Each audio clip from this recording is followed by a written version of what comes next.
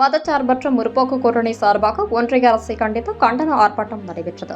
தருமபுரி மாவட்டம் பாலக்கோடு பேருந்து நிலையம் முன்பு மதச்சார்பற்ற முற்போக்கு கூட்டணி சார்பாக ஒன்றிய அரசை கண்டித்து கண்டன ஆர்ப்பாட்டம் திமுக மாவட்ட பொருளாளர் எம் முருகன் தலைமையில் நடந்தது.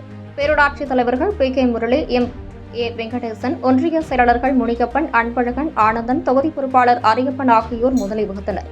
கண்டன ஆர்ப்பாட்டத்தில் ஒன்றிய அரசு தமிழ்நாட்டுக்கு எந்த வளர்ச்சி திட்டங்களும் செயல்படுத்தவில்லை, தமிழ்நாட்டிற்கு வழங்க வேண்டிய நிதியை வழங்காமல் வஞ்சித்து வருகிறது, கேஸ் சிலிண்டர் விநியோக தட்டுப்பாட்டால் வியாபாரிகள் முதல் அடித்தட்டு ஏழை மக்கள் வரை பாதிக்கப்பட்டுள்ளனர், நிர்வாக திறனற்ற மோடி பதவி விலக வேண்டும் என்றும் தமிழ்நாட்டை வஞ்சிக்கும் ஒன்றிய அரசை கண்டித்தும் கோஷம் எழுப்பி கண்டன ஆர்ப்பாட்டம் செய்தனர்.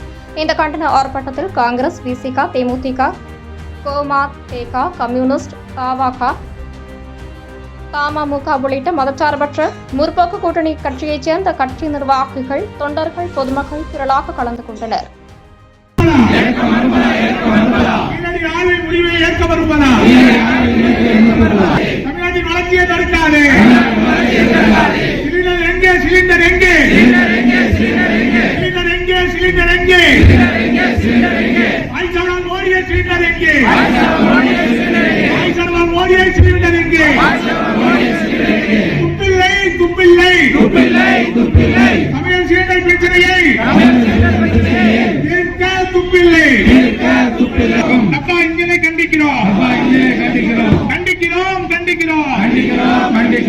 கட்டுப்பாட்டை போக்கிறேன், கட்டுப்பாட்டை போக்கிறேன்.